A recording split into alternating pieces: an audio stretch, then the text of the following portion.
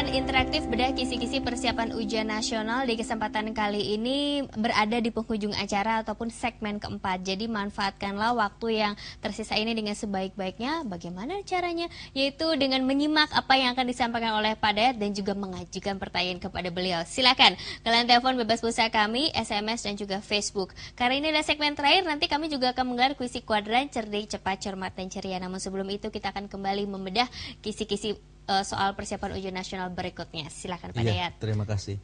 Tadi kita sudah berbicara tentang ciri-ciri wirausaha. Ya. Berikutnya sekarang kita lihat jenis kewirausahaan atau wirausaha itu sendiri. Oke. Nah, ini kita lihat dari contoh soal. Di bawah ini adalah beberapa contoh kegiatan ekonomi yang dilakukan masyarakat. Nah, contoh di sini ada orang jualan bakso. Mungkin juga ada yang lain. Nah, ini pasar terapung. Jual alat hasil pertanian, kemudian juga ada yang lain-lainnya.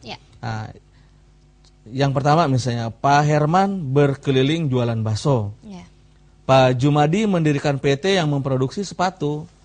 Ibu Ida membeli sayuran di pasar untuk dijual kembali. Kemudian PT Indofood adalah produsen utama mie instan di negara kita. Kemudian keluarga Pak Tarman mendirikan usaha firma dalam bidang penjualan material bangunan. Lalu Ibu Herlina mendirikan usaha warung nasi sederhana. Tuh, perhatikan dulu poin per poinnya. Lalu kita simak apa pernyataan berikutnya.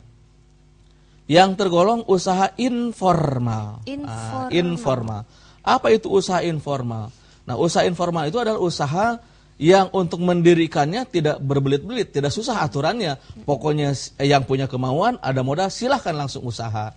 Tanpa ada izin-izin resmi. Nah, kita lihat di sini. Pak Herman berkeliling jualan bakso. Apakah Pak Herman punya izin usaha untuk jualan bakso? Sepertinya kalau orang jualan bakso, langsung jualan saja ya. Bakso, somai, dan sejenisnya. Lalu Pak Jumadi mendirikan PT. Nah, beda dengan PT. PT itu ada aturan-aturan khususnya. Nah, berarti kalau kita lihat, jualan bakso termasuk informal. Mendirikan PT ini formal. Ibu Ida membeli sayuran di pasar untuk dijual kembali. Ini juga tidak ada aturan khusus. Ini termasuk berarti ini informal juga. Lalu PT Indofood, nah ini PT ini bagian dari badan usaha yang untuk pengelolaannya, untuk mendirikannya perlu ada aturan-aturan yang jelas mengikuti aturan yang ada. Lalu keluarga Pak Tarman mendirikan usaha firma. Seperti halnya PT, firma juga ada aturan-aturan khusus yang harus diikuti. Nah, oleh karena itu, PT, firma ini bagian dari usaha yang formal. Lalu yang keenam, Ibu Helvina mendirikan usaha warung nasi.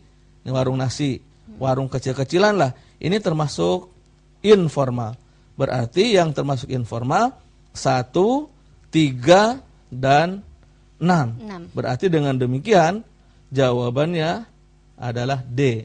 Nah, ini contoh jenis usaha. Ada yang formal, ada yang informal. Baik, ya sebelum dilanjutkan Pak, kita akan menjawab pertanyaan terlebih dahulu. Kali ini dari Rizky yang mengajukan pertanyaan melalui Facebook. Dan pertanyaannya adalah apa persamaan dan perbedaan wirausaha formal dan informal. Wah, tepat sekali ini dengan kita apa bahas, yang sedang dibahas. Yang kita bahas ini ya. Silakan Pak Dayat. Ya, ini langsung saja ke pembahasannya karena bertepat dengan ini. Dengan yang pertama kita lihat sektor yang formal.